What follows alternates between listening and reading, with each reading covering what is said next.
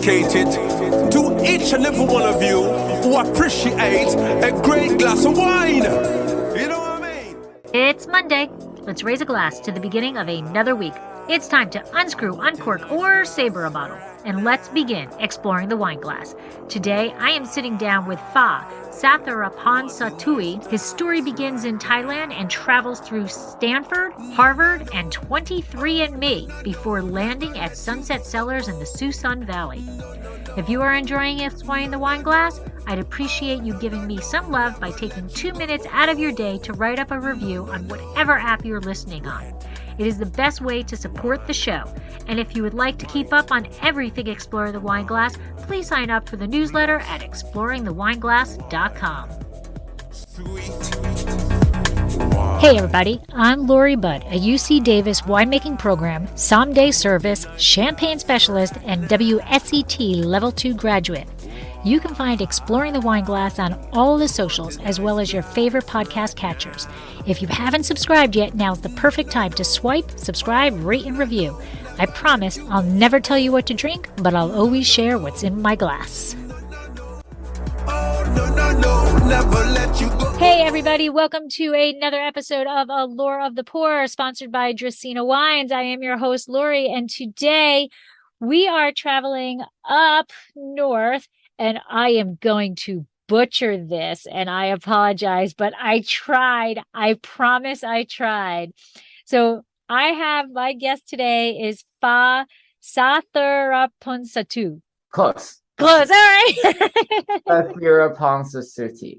So, I was so close. I have the I there, and I didn't say it. I cut myself off. It is a very long last name. It is 21 letters long. Wow. And when I was going to school in the East Coast, they limit their slots to 20. I think the SAT, the bubbling part only has 20 letters. So I always leave off the last I. So, okay, so I was psychic. I just knew you do that. Does it have meaning? Does it mean something? It is a Thai last name. So I grew up in Bangkok, Thailand. It is a classic sort of Thai immigrant last name where, actually my father's side is Chinese. So I really should have had the last name Ma, which would have been just one syllable. Right. But they encourage immigrants to change last names as a part of assimilation to a Thai last name. But all the shorter last names were all taken. So we had to go with something longer. So Sathirapongsasuti is a concatenation of 3 words. Sathira means stable, Pong means family, and Suti means purity. So a stable and pure family. That's us. All right. Well, I like it. But that is a big difference from going from Ma to Right. That is right. I guess go big or go home. You're going to make us change it. We're going big. It's unique. I appreciate it for that. Not so much for pronounceability. But it's definitely a storyline. At the very least, it's a conversation starter, right? I always love that. Thank you. And I'm also thinking of like whenever you go to an event or whatever, and you have to put your name on a tag, like yeah, you're writing really finite. Just say like stick with far. It's okay. Oh, all right. Well, Fa, let's get into. I had such trouble with the name. I didn't even say the winery, but you are the winemaker and owner, right? One of the owners of Sunset Cellars. Okay, so tell us about Sunset Cellars, which is in the Suisun Creek. So Suisun Valley. Sorry. So tell us about the location. Why the winery chose Suisun, like what is so great about it? Definitely. So Sunset Cellars, this year we celebrate our 25th vintage. Oh my goodness. I know. So I'm a second generation. You can't tell by my voice, but I'm not old enough to be owning it for 25 years. But so as a second generation, the first generation the winery started by Doug and Cusco, who lived in the Sunset District of San Francisco. So and they started making the first vintage in their garage in the Sunset District, therefore the name. So in some way, and this started in 1997, in some way it is kind of a story of that period of time where a lot of pioneers in the industry sort of start their journey as home winemakers, right? So they known some friends who were home winemaking before, got the opportunity to work with some fruit from Sonoma County and borrow their Italian neighbors' press to work with it. So it's a great stories about how they all got started. But then pretty quickly they've started to win some awards from the county fairs and gained the commitment to start at the winery.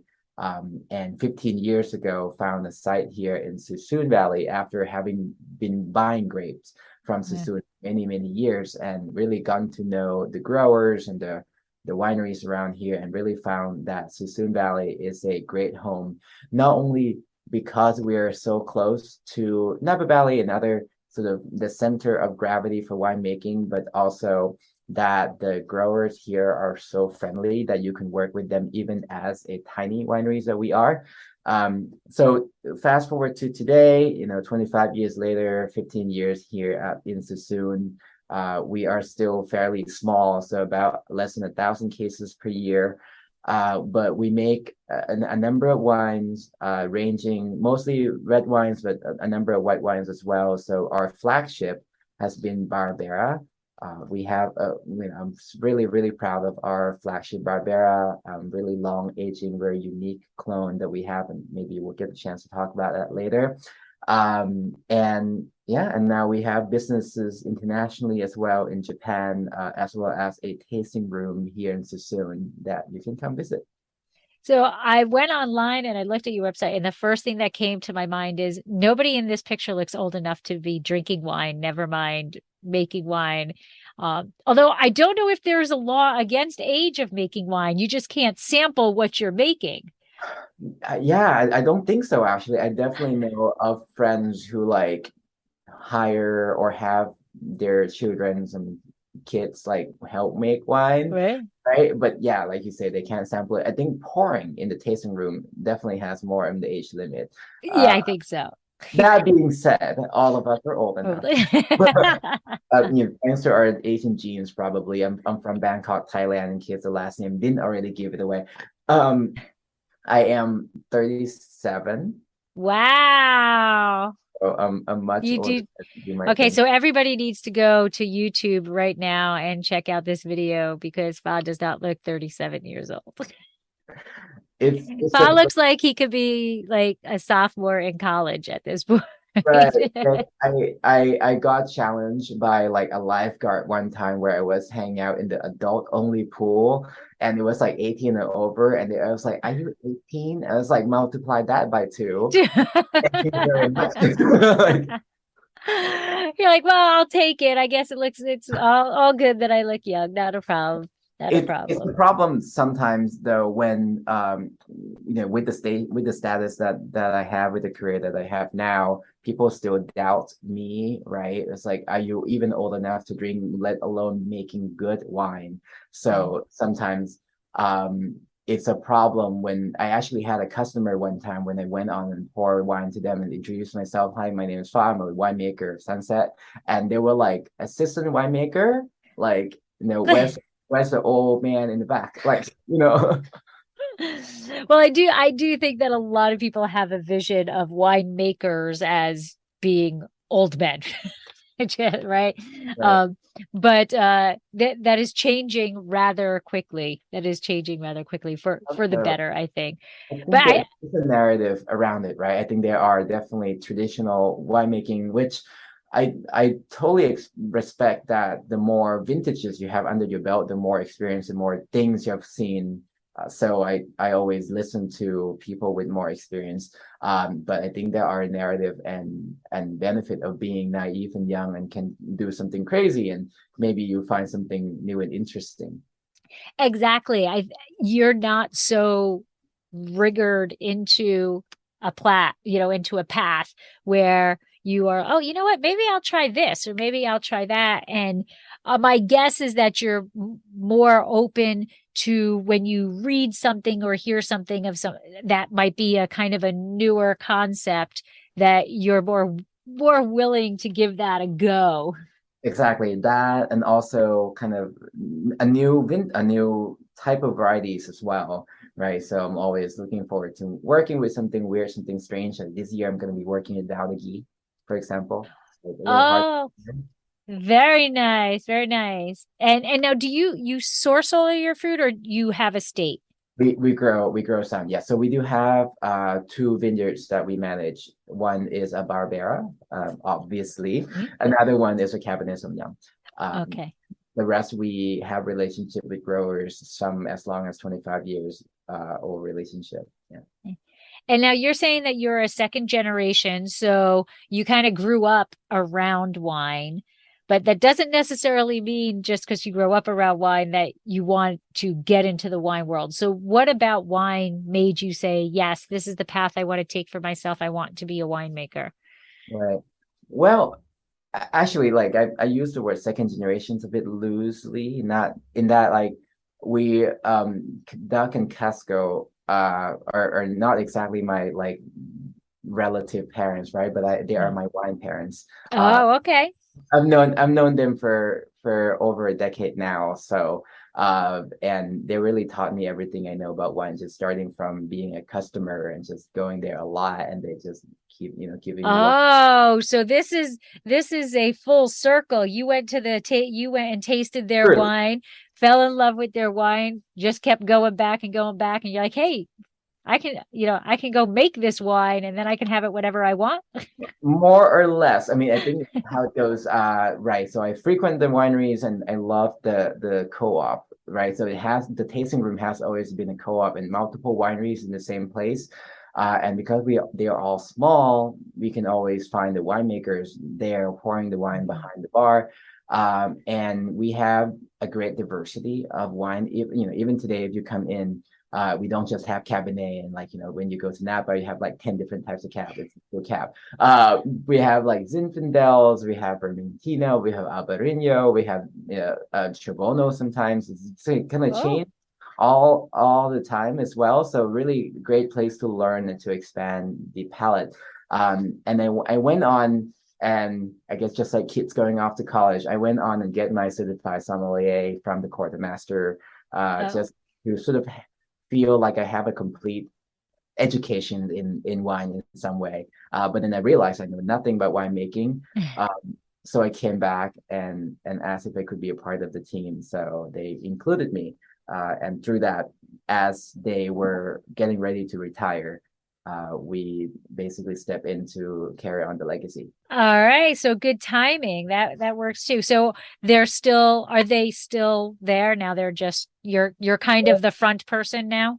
Exactly right. So we drive the main operations and the decisions, but I consult with them all the time on big decisions like what blend to put together, how like what wine to make or when to pick. So I do sort of consult them on important things. And during the middle of harvest, during the middle of fermentations, I get on a call for a daily report and just say it's like this bin is this number, this bin is that number. I'm planning on putting this thing in.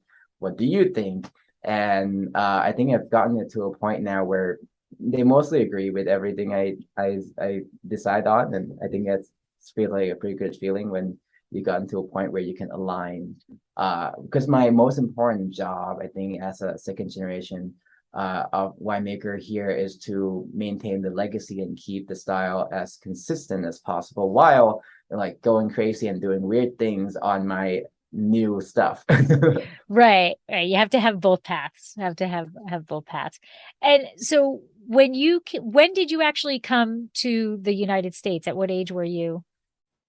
Exactly half a lifetime ago. So at the age of 18, yeah. And what is the wine world like in Thailand? Like, No, were you, non-existent. no, okay. No, right.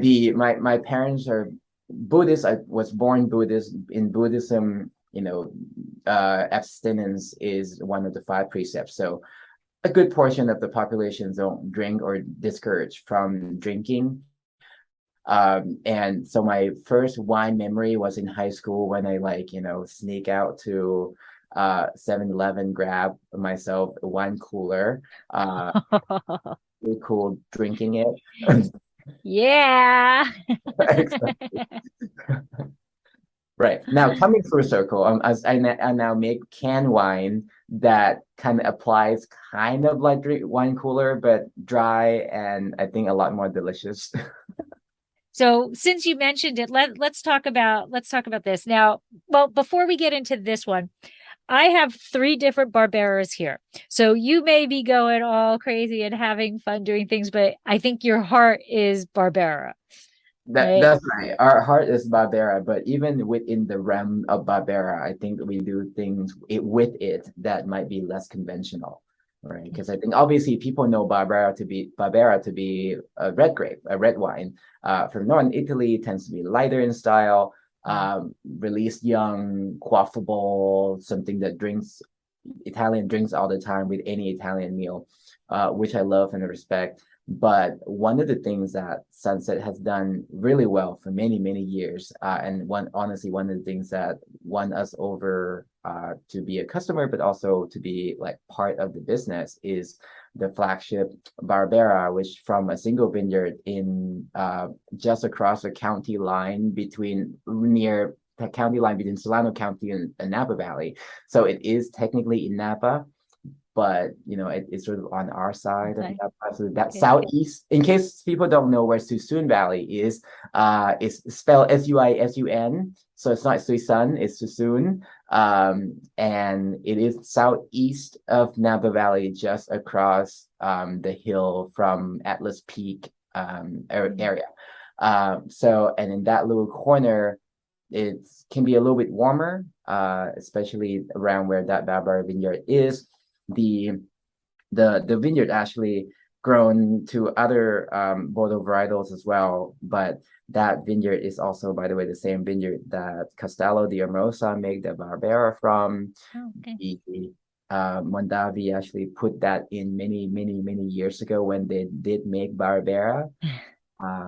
And what we found is that, at least in the few rows that we love to make our wine from, has this unique clone that, I don't know, you ever seen a Barbera cluster, but it can be quite huge. Like some clones of Barbera could be like, a size of a baby's head or something like big. But this particular clone doesn't have a name. We call it nylon clone because Professor of Davis named nylon has sort of discovered it. It's only about a fist size, really low, high concentration of color, lots of flavor, still retaining ripened acidity while developing the sugar and the flavor. So we're able to pick it at a higher, I guess, higher Brix, higher ripeness, but still maintain that fresh acidity. So it became a pretty big wine, and that freshness really not only demand some level of aging, because if we release it within a year or two, it would just be super tart. So we end up kind of developing the style of long aging Barbera, where we age it for about 5 years. So the bottle that you have in hand is 2013, and that is our current release. Okay.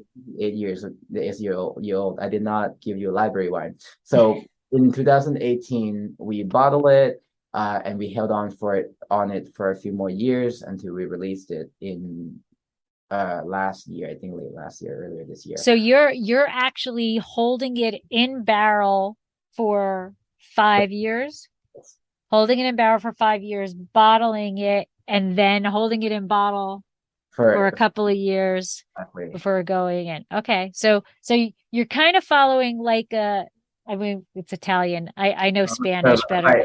Crianza Reserva method, whatever is the equivalent right in Italy. Yeah, people have been telling us, it's like, oh, you should have called it Gran Reserva or whatever. And I was like, well, it's not like we have another one that is younger and ready to be released or anything like that. We just make the wine in the way that it make the most sense for the grapes, for what it is, right? And if 5 years is what it takes, and 5 years is what it takes. So that's my next question is, so when you're keeping it in barrel for that long, what is the evolution you see in the barrel? So you finish fermentation, you're going to put it in barrel. Take me through the evolution of that wine to where you're like, yep, we're ready to bottle. It is actually quite remarkable. I was not a believer of it myself, right? In the beginning, I was like, can we just bottle it sooner and just wait later or whatever? And I think the evolution is quite transformative.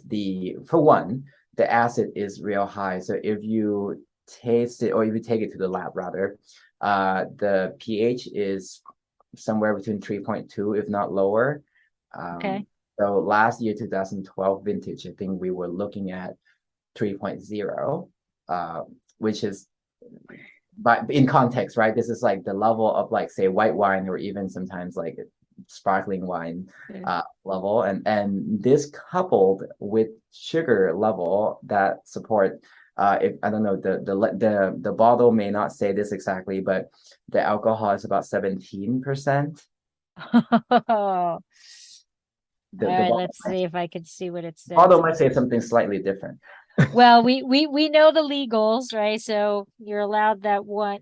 What percentage did you say this is? 17.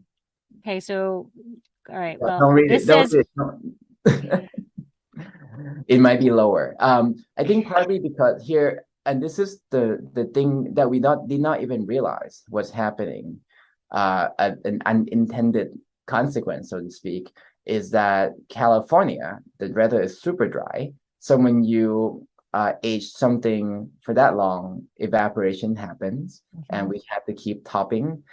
And depends on what's the concentration, what the humidity is. Sometimes the thing that evaporates the alcohol, so right. it's in balance. But in this environment that we have, only water evaporates, alcohol stays. So every year when we top more wine, we just inevitably add more alcohol to it. So my estimation is that we increase about 0.5% every year. So when the fermentation finished, it was in fact roughly 15%. Like when we work it out by the bricks, right? It should have been 15%, but by the end of 5 years, it ended up being about 17%. So therefore that. And is this Barbera 100% Barbera? It is. It is. And is all of your Barberas that I have right here, these all 100%? Are all 100%. Another thing that we've learned through working with Barbera a lot is that Barbera doesn't like to blend with other wines. I'm not sure if you're doing it. It's an only child. It likes to be an only child. Not a team player. Yeah, it's not like Carignan or other things that always make other people better. Barbera just obscure other people, or like other people don't. I know somehow we try many times, and very very rare occasions that it blends well. Most of the time it doesn't. So what we learned throughout the years is that we can blend a little bit of other vintage. Barbera just really like to blend with itself.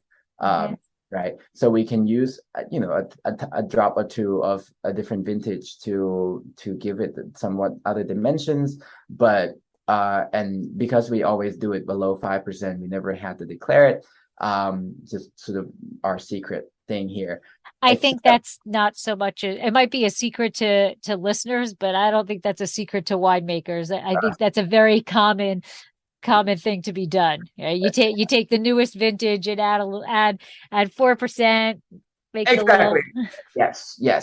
Oh, I love to hear that other people use that as a common now. But I've decided another bottle that I gave it to you is the Latatas. Yeah, so this one cracked me up when I saw it. So there has got to be a story behind this label. So the story of the label real quick is that we always partner. We have a foundation, a breast cancer foundation, Solano Midnight Sun, our local county level foundation here that we work with for years.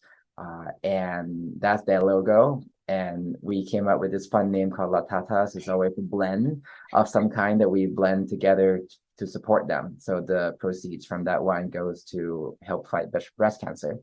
Okay, so that aside, this year, instead of doing a traditional blend of different varietals, I have decided I'm gonna actually go crazy on the vintage blending. Right, and it says in there it's 16, 19, and 21 vintages together. And because of this, when we were sitting together and trying to do this blend, we added 5%, and it's great. I was like, well, what if we actually like keep going? Let's just keep going, and it just kept getting better and better. So I was like, forget the vintage, just do a multi-vintage, non-vintage style, right? Because I think that technique is used a lot in Europe. Like people do that for champagne, people do that for, I don't know what other regions does it more routinely, but like I don't think we should really limit ourselves to a vintage just because the law says so. Right. All you have to do is take the vintage off and all's good, right? Exactly right. So but this is interesting that you can do that because of how you make your Barbera. Because typically speaking, an average winery would, let's say 2013, right? They would be bottling in 2015. Right. Generally speaking. More than 2 years to play with. Right. Right. But since you're holding your Barbera for 5 years in barrel, you have like an automatic playground there that you can just have so much fun with. Exactly. That's what I decided, that I'm going to step outside the box and just, because one thing that Doug, my wine father, taught me, right, and I take this to heart, is that our only obligation is to make good wine. And like, I'm not obligated to the government to like stick with a vintage. Like no one, that's if sticking to a vintage make bad wine, then why bother? Like I like that. Yes, absolutely. And so I'm curious, when you went to go make this, right? So this is 2016, 19, and 21. So in a normal blending world, right? Even if it's 100% Barbera, you've got different barrels and you're tasting from this barrel, and you put them together to your best blend of the best barrels, maybe 10% of this barrel, 60% of this barrel. But now you've got vintages, and you've got multiple vintages that you could have tasted through in order to do that. So what made 16, 19, and 21 the trifecta for La Tatas?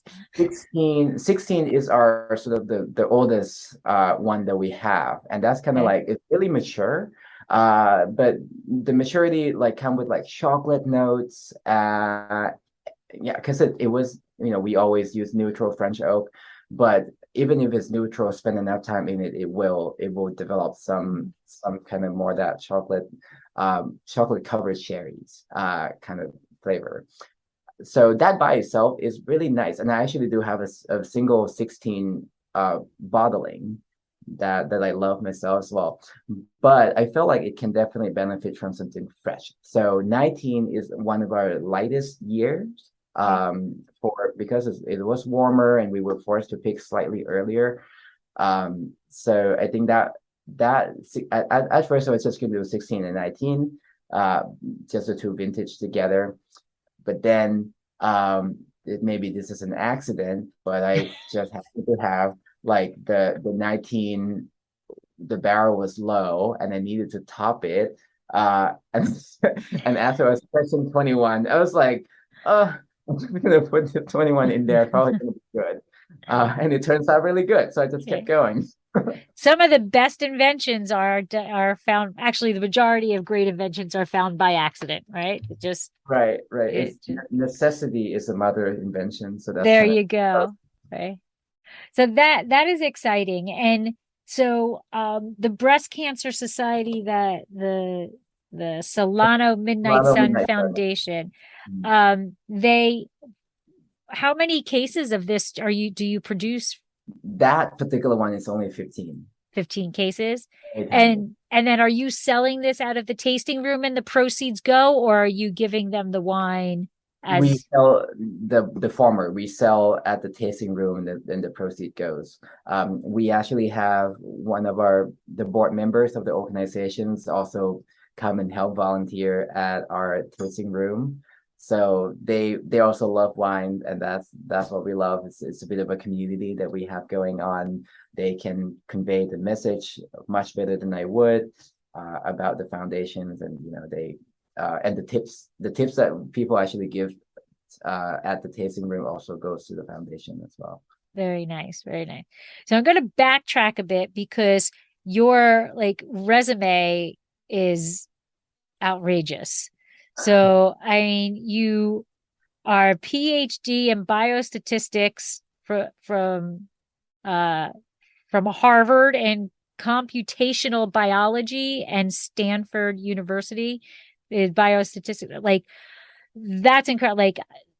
I know what biostatistic is, but I'm a biologist and I don't know what computational biology is. So what is computational biology?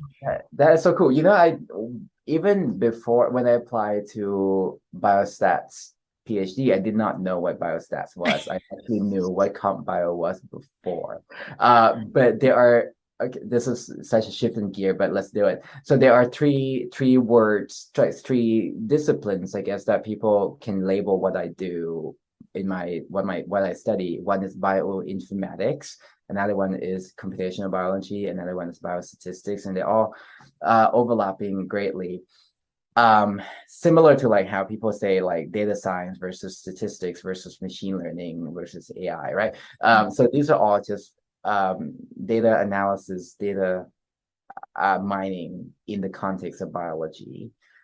And I can call myself any of those three things, but computational biology was born out of the realization that biological sciences has now generated a lot of data that human cannot simply sift through it by eyes or by simple Excels, and you need a real mathematical and computational tool to address it. And this came first from genetics. So as we completed human genomes and the cost of sequencing and reading the genome got a lot lower, we needed people to be able to write programs and do more sophisticated data analysis on it, therefore computational biology. But the focus of it is more on the biological side. So we just look at computational tool as a tool. So as opposed to using pipette and PCR, I use my data analysis to map the genome. I used to work at 23andMe, genetic testing company, and that's a great example of how statistics, computational biology, machine learning is used in genetics as a way to combine a lot of data together. That is pretty cool. So I'm a undergrad and master's degree in biology, so I absolutely love it and I get it. And the genetics is my favorite aspect of it. I think it's very cool to know that one little tweak can make such a difference in in the end result. And that wraps me back to wine, believe it or not, right? Where one little tweak makes a difference, and that's how we get these clones or these mutations that come about. So do you pull that your biological aspect, your biology background into the winemaker as you're walking through the vineyards and things like that? I do. One thing I appreciate and love about being a second generation is that Doug, my wine father, has kept a really good record of all of their fermentations over 25 years. So I have 25 vintage of data in some of the wines, in some cases just a single varietal, single vineyard that gone back decades. So I can always look back and see what decision they had made. Have we seen this pattern, in terms of pH and sugar and ripeness before? What decision was made then? Were they happy with it? And in some years they made several, 5, 6, 7, 8 fermentations. So there are I think at this point over 100 fermentations data point I can look back to. and it was kept in like a long running docx file, right? Oh, well, that's better than I thought. I know some winemakers that are still using the black and white speckled, college ruled notebook. Not quite, not quite. I do have like a master like notebook, like actual handwriting notebook that gone back again over 10 years. So that's more like a secret Bible, that sacred Bible, like kind of like you can worship that one. But he always transcribed it back to digital form. So I spent time kind of like coding it into an Excel sheets and actually plot it out, and I can plot multiple vintages on top of each other to see like what's the average length of fermentation, what's the average temperatures and things like that, and what yeast did we use, were we happy with it, that kind of decisions as well. And now, a word from our sponsor.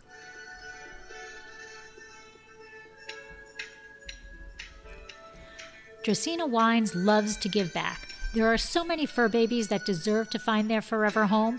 We would love to be able to help as many as possible. If you are part of a nonprofit organization or know of a nonprofit organization that would like to hold a fundraiser, please contact us at contact@dracaenawines.com or visit our website, dracaenawines.com, to fill out the form. How does the fundraiser work? It is super simple and costs your group absolutely nothing. Together, we will choose a month that your group will be sponsored. During the month, you promote the fundraiser just like any other event you'd hold. At the end of the month, we will donate 20% of the sales to your organization. The donations will be made in the name of each individual who purchased the wine so that you know exactly who helped the animals. Our goal is to raise as much funds as we possibly can and to help as many animals as possible. So please help us help as many fur babies as we possibly can. Wow. So when you legit can look at like what that growing season is and relate it to maybe a previous vintage and see, okay, well, we brought it in at this pH, this Brix level, and it resulted in this end product. Well, I'm going to take that end product and I want to do this to it. So I can figure out, well, you can figure out how to tweak what that harvest geekiness is, right? The pH and Brix and all of that stuff, tweak it to almost predict what you're going to end up with. And I think also correlate that with the living record, right? Where I just get on a call with Doug and Castro and say, hey, Doug, like that year look a lot like this. Do you remember liking it? Like, you have done it again. Like, and sometimes he's like, no, that was a mistake or whatever. Right. No. We want to skip that vintage. No. No, don't make it like that vintage. Make it like this vintage. Right. Absolutely. So that's really kind of cool. That really is bringing the science in to the craft of winemaking. And it sort of reminds me of like Moneyball with baseball, right? It's like you have these athletes who can do whatever they do, but then it was the statistician who was able to figure out now, which. That's true, but like I always kind of caution that I think at our level, tiny micro wineries, it is more of an art than it is a science. You might agree with it, right? And the science really is a guide or like a starting point when you brought in fruit. You really have nothing else to work off of other than your past experience. So you kind of start with something, and then but beyond that, we just nothing replaces being with the grapes, tasting the wine as it goes, and make that at the moment decisions of what to do. Right. But I think that good decision making is based on past experience. Yes. And if you have the ability to have the statistics of somebody else's past experience, right? Like it's like adding to your own experience without you physically have been there to gain that experience. Yeah, exactly. It's really nice. And I built that memory to myself as well now that I see a few fermentations, right? And I can say it's like, yeah, if it looks like this, my prediction is that it's going to be extracted, it's just going to be light. It's going to be a certain way. So I can now like look at the fermentation curve and kind of have a guess about what may have happened then. Right, right. You can form an educated hypothesis, Right. an educated guess of what is going to occur. Doesn't mean that Mother Nature is going to allow that to occur, or that, nothing. I don't want to say the bad word during fermentation, but that right. I mean, Right, right. there's always the nuances of new things popping up that whatever, but. That's interesting. So let's talk about this 2013 Barbera that I have in my glass. So obviously, well, I shouldn't say obviously, but 2013, I'm guessing this is not your your wine. It's not my wine. No, this one I inherited. It was there before I came in, and my job is to study it to the best I can and try to get close to it, right? But again, that's something I admire and love and try to study intently. The one tidbit about this vineyard is that we've been making that since 1997, 1998, I think the first vintage, in fact, and the first experience we had with the vineyard is that it was a second crop. It was not a first crop. Some Castello di Morosa or Mondavi at the time had taken it, but they yield enough second crops that we could pick a month afterward, and has still completely balanced chemistry and maturity and flavors. And that we've gone back in the subsequent years, and in some years we actually able to get access to the first crop as well. But because it was the second crop, it also taught us that it could be left to hang for much longer than one might have thought. So one of the tidbits about it is that the previous other winery had made wine from that vineyard before, may have picked it sort of the classic Barbera style, like no more than 23, 24 bricks, and ripping high alcohol, high acid. And they're never really that happy with it. Like Mondavi discontinued the program, for example, because you're trying to use this to make into a Italian style wine. But we learned that it doesn't want to be an Italian style Barbera. It wants to be something else, and we just allow it to be what it is. And I think that's also become a foundation of our winemaking philosophies in general, is to not try to impose our will of what the grape should be, and just learn to listen to it. Right. That's an important thing, because you can't force it to be whatever you want it to be. It's going to buck you every way, right? It's going to be like a wild horse bucking off the saddle. I don't want to be that. I'm not an Italian Barbera because I'm not in Italy. I'm not, the soils are different. The climate is different. My growing season is different. Everything is different. I don't want to be that. Let me be, and I will shine for you. Right. Exactly. And I think that's our job, is to listen and try to do what it wants to be. And now I've every vintage is different, right? Although it's the same vineyard, you might sometimes still need to work with whatever it is. So tell us about the 2013. What are your, what would be your expression or your explanation to somebody? I definitely the cherry. And one of the things, and see, I am going to say it is kind of a little Italian Barbera, because the thing that I always get with Barbera is those candies. It's like the chocolate gumdrop shaped thing with the cherry in it, and when you bite it's got some cherry juice in it. Yes. I don't know what the name of those candies are. Yeah, but I know Mon Cherie or some weird name like that. But right. That to me is Barbera.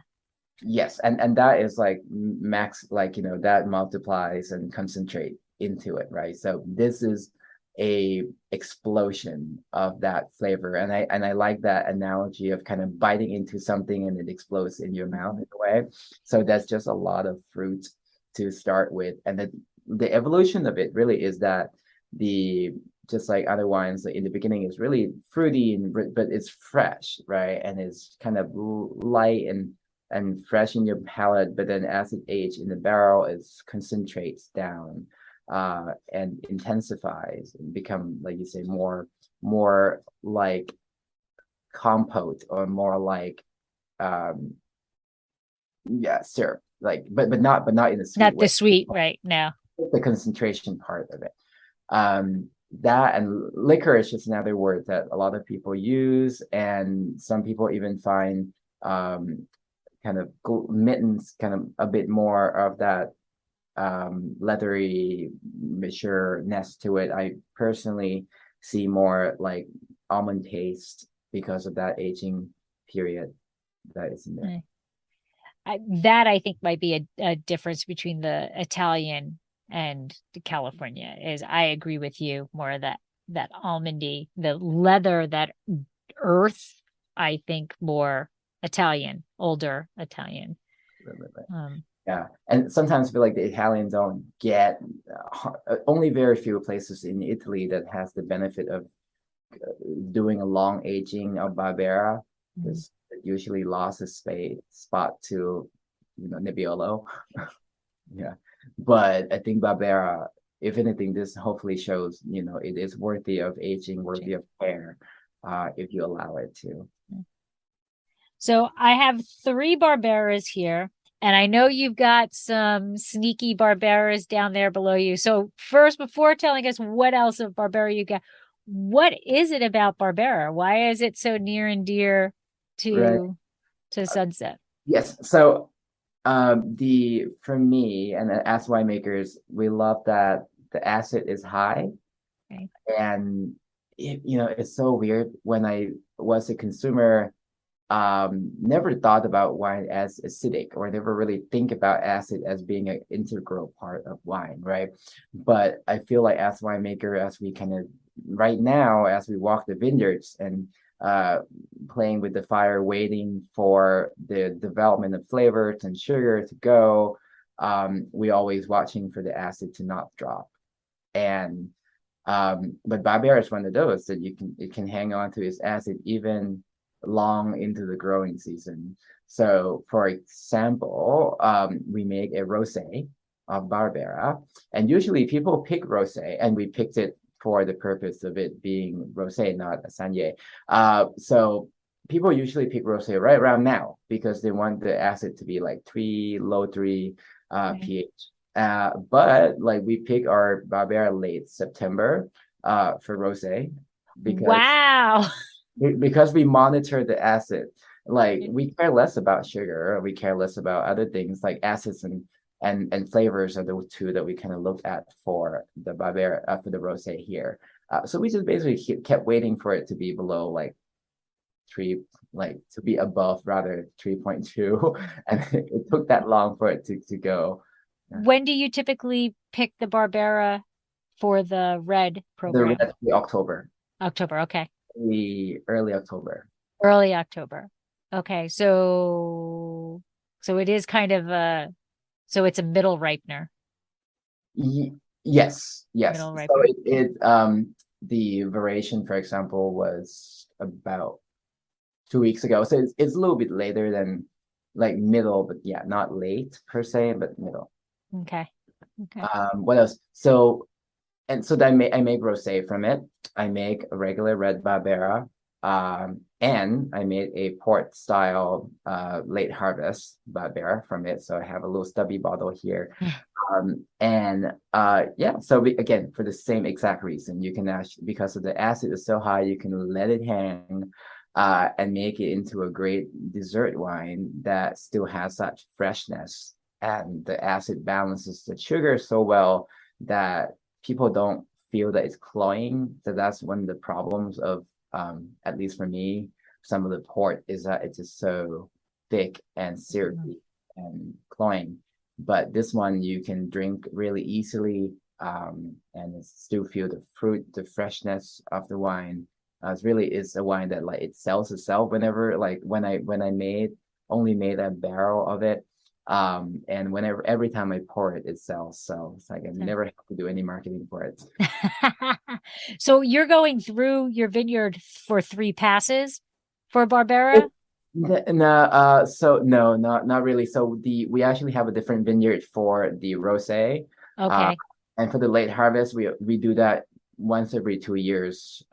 In some years that we have good yield, we might hold back a row to do that. Yeah. Okay, so the pour is not an all the time. Not an all the time thing, although it's been so popular, I feel like I need to try to do it all the time.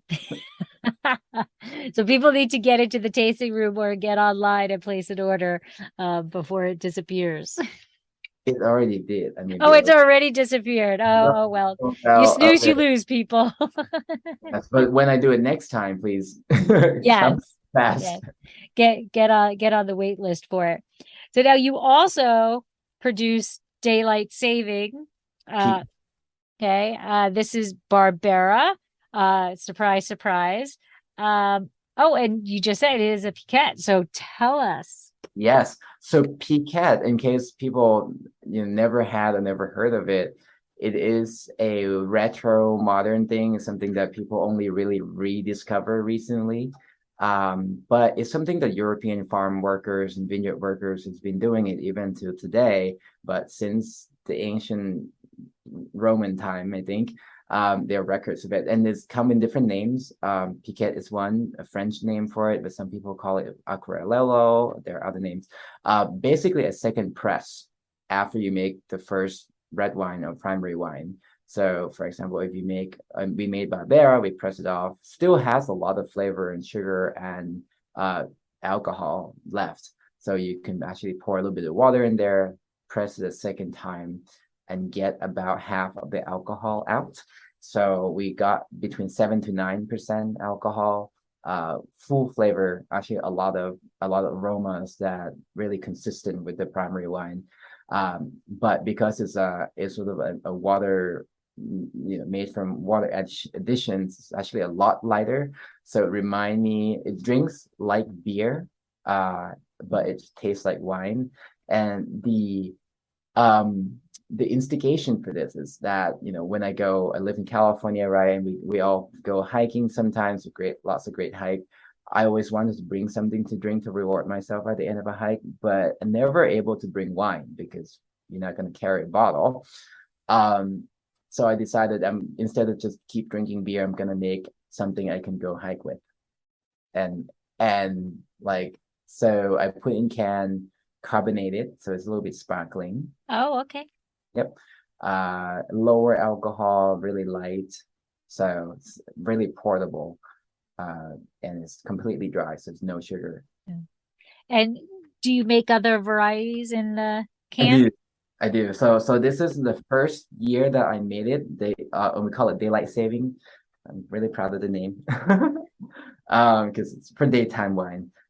We made 5 varieties: Zinfandel, Syrah, Petit Syrah, Pinot Noir, and Barbera.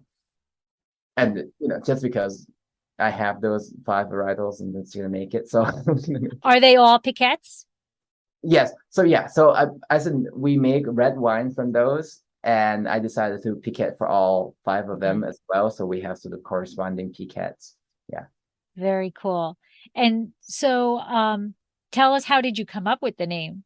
You said you're very proud of daylight saving. So yeah. So I mean, daylight saving, because it's a light wine that we envision for a daytime activity, right? So it's daylight, and daylight saving, just a phrase that people always use, and it's saving of the leftover grapes. Dual purpose, dual. Very nice, very nice. And I have to say, I'm pretty impressed that it wasn't already taken, because you would think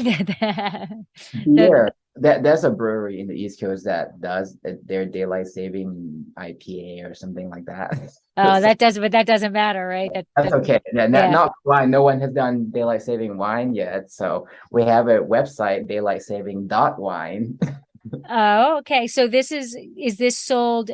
It's sold actually as its own entity. It's got its own website. Yeah. For 2 reasons. One is that because it's such a different wine, that doesn't necessarily fit the portfolio or identity of Sunset, right? So I didn't want it to kind of confuse our main customer to think that it's going to be consistent with the classic Sunset wine. But also I see that as having a potential to become its own category of things. Therefore, it has its own website, but we drive the sales and the legal side of it through Sunset. Sunset. Right. Well, I will say it's smart to separate it right at the beginning then, because it's tough to separate after the fact. It's more difficult to do that, so you could always drive it in that direction. But I like the idea, there's a lot of people who are anti-cans, and I'm one of those believers of there's a time and place for it, if I'm sitting down, and I haven't tasted this, so I can't say either way, but in my brain, if I'm sitting down and enjoying a nice dinner around a table with friends or family or whatever, I'm not popping a can of wine, right? I'm opening a bottle of wine. Exactly. Right. But as you said, when we're out hiking or we're at the beach or, at a pool or whatever, where you're there and it's a more casual feeling, a more casual relaxation thing, and you're worried about the glass, you're worried about, it's, that's where these come in. And the fact that I think the quality of these have come a long way in the past years. Yes. And also, I didn't just, at least daylight saving wine is come in a can, but it's not just taking a bottle, a wine that would have put it in a bottle and put in a can. It's not just an alternative packaging, but for me, it's actually important that I connote the right application, and the wine itself is also fitting with the packaging, right? So it's either wine, it literally drink like beer, it probably should be packaged like beer. Right. And that actually is another point, that you really can't just take wine that is bottled wine and put it in a can. It's a different entity. I've learned so much from doing this, actually, that one of the main problems in the early days of canned wine is reductive, right? So it's always a bit matte, like smells like matchsticks or something, and like, of course you can kind of decant it away, or if you let it air, but that doesn't fit with the format. Like can, you just want to crack and drink it, and it's like, oh, why does it smell weird? Because it has no oxygen transfer whatsoever. When you put it in a can, it's done. Right. So you cannot rely on the reduction dissipating from aging or bottle shock, for that matter. So the parameters around free and total SO2 is kind of ridiculous. It's like required total SO2 to be below 60, free to be below 10, like super low. Right, because wine is a living thing, right? And in the bottle, it's like you said, it's kind of aging, or not kind of, it is aging, right? It's got the micro-oxygenation that's occurring that the wine evolves while it's in bottle. This, not so much. Yeah, no, can, not so much. Therefore, like, I don't think there would ever be a day where we put like super premium wine that would age for decades in a can. That's just not what it's for. Right. Right. So to each its own place. And I like the idea that there's other opportunities to enjoy wine in different locales and different areas. I just think you kind of have to know that it's a different beast, and you can't, you can't judge a German Shepherd versus a Chihuahua, right? Like, they're two entities, they're two completely different things, or, German Shepherd versus a polar bear or something, right? They're two different things. They're meant for two different things. So where can people find Sunset Cellars? Yes, they can find us online at sunsetsellars.com. And you can also, but if you live or travel to Northern California or Napa Valley area, would love to see you at our tasting room. So you can look at Sunset Cellars, but we share a tasting room with two other wineries as part of the Suisun Valley Wine Co-op. So if you curious about Suisun Valley, the great place, that hidden gem that we are, please come visit, and we'd love to see you. Definitely send me personally a note and you say, Lori sent you, I will make sure to find time to be able to meet you. And that's when they come in, the thing about Suisun is you're really on just the opposite side of Napa. So anybody who is coming to visit Napa, Sonoma, it's probably actually closer Napa to Suisun than Napa to Sonoma, right? Yes, actually, if you're in downtown Napa, it's actually only about 15 minutes to 30 minutes drive away. Right.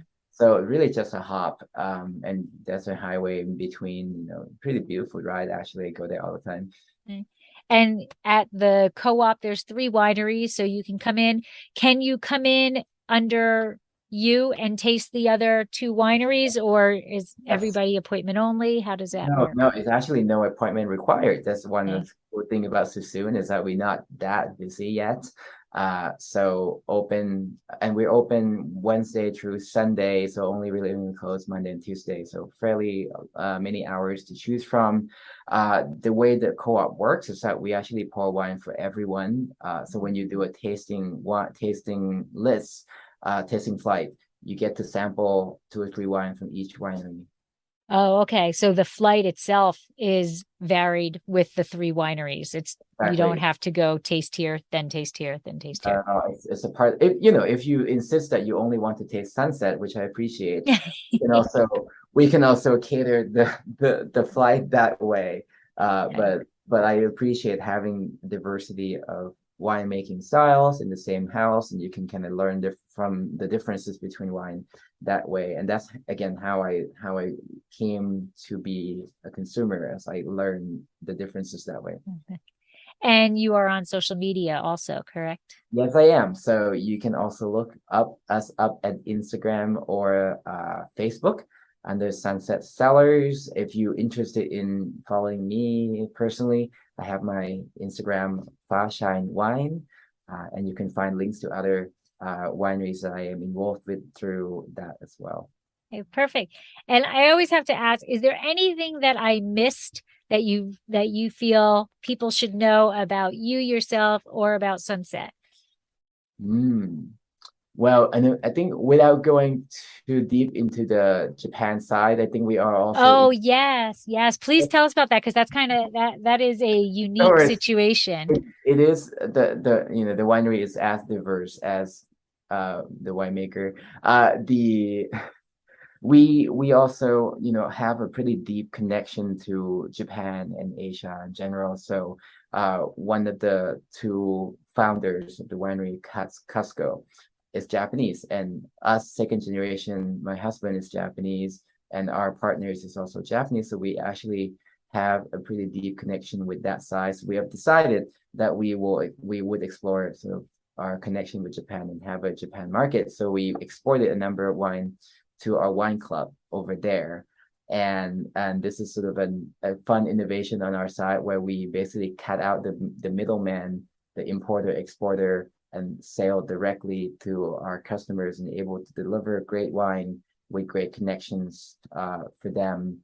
And so I think like innovations in wine can happen at multiple levels, and we're pretty proud of the fact that we are cutting through that as well. Yeah. And you could probably teach a lot of other people how to do that, because it would be a beautiful thing if we can cut through some of that red tape and tiers that do everything else from us. Exactly. If you are an owner of another winery and would love to talk to you about how we do it, and we can collaborate together on exploring that market, because I think that's in general, customers love it. We deliver great value to our customers. If you ever travel abroad, right, and if you look at some of our like American wine abroad, is kind of depressing, like how much some of the basic super cheap bottles of wine here would end up costing when it end up abroad. So we're able to help with that a little bit as well. And I think maybe last thing I wanted to talk about is, because of that connection with Asia, diversity in wine is a pretty big part of my personal social mission. Is about 2 years ago in 2020, when all of the social things were going around and look around, and find myself realizing that was the only one that's not white, like, around here. And then come to realize that I needed to do something about it. So, obviously, in addition to working with a lot of great talents that are, of BIPOC community, I'm also pretty actively involved with the Asian Wine Professionals group. So every May we organize the AAPI Heritage Month activities, and now we're about to organize a formal organization around Asian wine professionals and able to raise money and support bringing awareness and support careers of young professionals in our group as well. Oh, well, kudos to you. That's fantastic. I love it. That is fantastic. That is. But I don't know. You are a whirlwind. You are all over the place. You have your background is stunning, to say the least. And I love talking to somebody who has pure passion. Like, it's always nice to talk to somebody who has pure passion for wine. I mean, nobody's on this podcast who doesn't have a passion for wine, but to have a passion for a specific varietal is up, that's my jam. Like, when somebody can, 2 feet in, full out for a specific variety, that is great. And the fact that it's not Cab or it's not Pinot or Chardonnay. And I'm not saying there's anything wrong with those grape varieties, but there's so many varieties out there that need a little love, that need to show, that need a spokesperson to show how great they are. And so thank you for doing that for Barbera. Thank you. Well, thanks to you for Cat Franc, and I'm always a fan of yours too. Oh, thank you. That means a lot to me. Well, I want to thank you for coming on, and I appreciate you sharing your wines with me and your knowledge. And so I always raise my glass and I will say slancha. I don't know how you say cheers in Thai. Chayo. Chayo. Yes. All right. So chayo. I stick to my little slancha, but thank you for coming on and sharing your wines and Barbera and knowledge. Thank you. Have a great day. You too. This has been another episode of Exploring the Wine Glass. Thanks for listening. If you have suggestions on what topics you would like me to discuss, please reach out on social media. You can find me on Twitter, Instagram, and Facebook as Exploring the Wine Glass. I am also on LinkedIn as Lori Hoypud. Of course, you can always email me at exploringthewineglass@gmail.com. If you enjoyed what you heard, please rate, review, and subscribe to help others find me more easily. And most importantly, tell your wine-loving friends, because if you like the podcast, they will too. Music is Wine by Kevens. Until next week, slancha.